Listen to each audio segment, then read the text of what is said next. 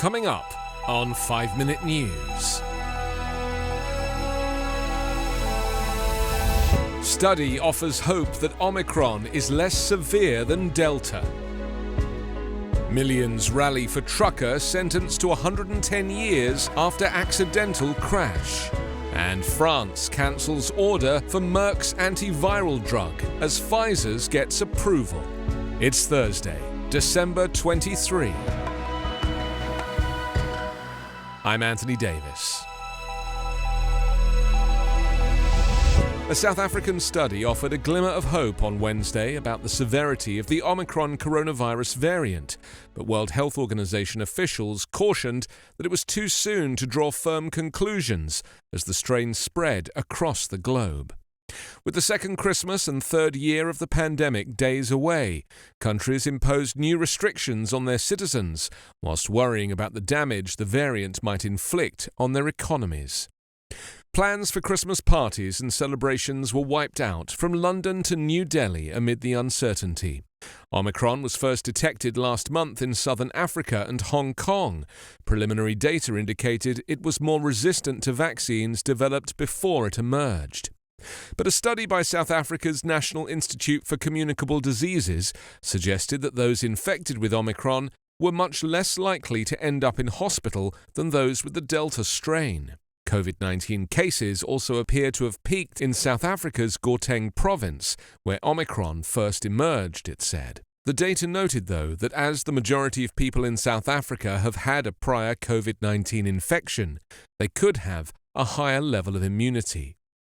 The positive news was bolstered by research from London's Imperial College that said the risk of needing to stay in hospital for patients with Omicron was 40 to 45% lower than for patients with Delta. Meanwhile, getting a third dose of either Pfizer or Moderna's vaccine offers a significant increase in protection against the Omicron variant in elderly people, according to a Danish study published on Wednesday. Relatives, lawmakers and other supporters of a trucker sentenced to 110 years in prison after an explosive brake failure crash that left 4 people dead rallied in Denver on Wednesday to plead for clemency.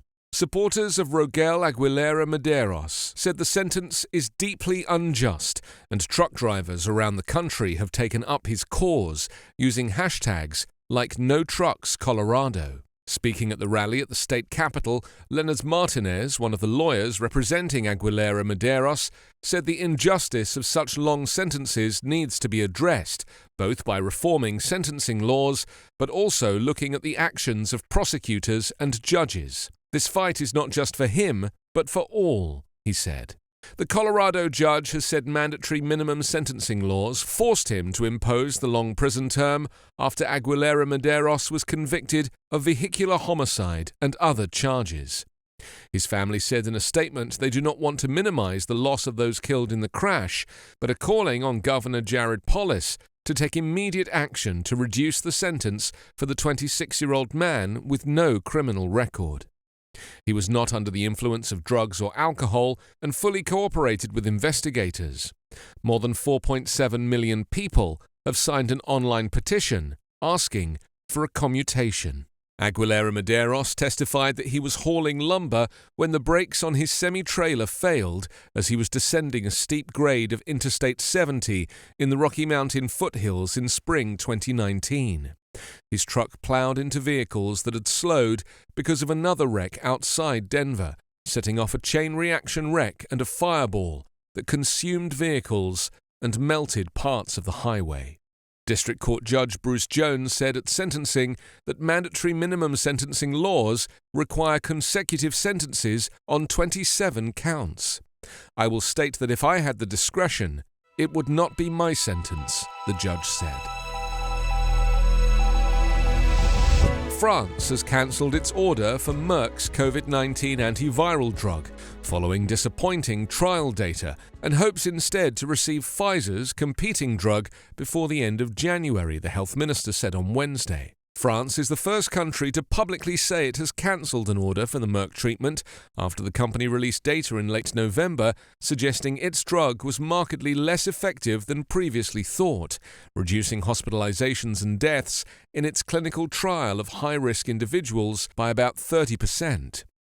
While vaccines are the main weapons against COVID-19 for governments, there are hopes Merck and Pfizer's experimental pills could be a game-changer in reducing the chances of dying or hospitalization for those most at risk of severe illness. France had placed an early order for 50,000 doses of the drug molnupiravir developed by Merck and Ridgeback Biotherapeutics.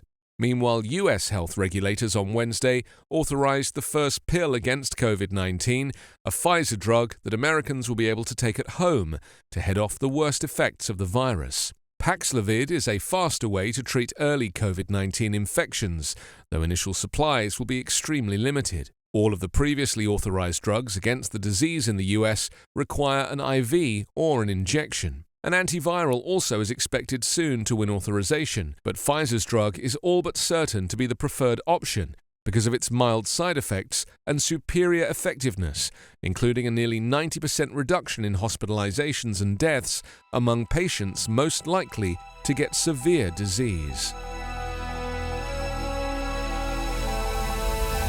You can subscribe to 5-Minute News on YouTube with your preferred podcast app. Ask your smart speaker or enable 5-Minute News as your Amazon Alexa flash briefing skill. Subscribe, rate and review online at 5minute.news. 5-Minute News is an Evergreen Podcast covering politics, inequality, health and climate, delivering independent, unbiased and essential world news daily.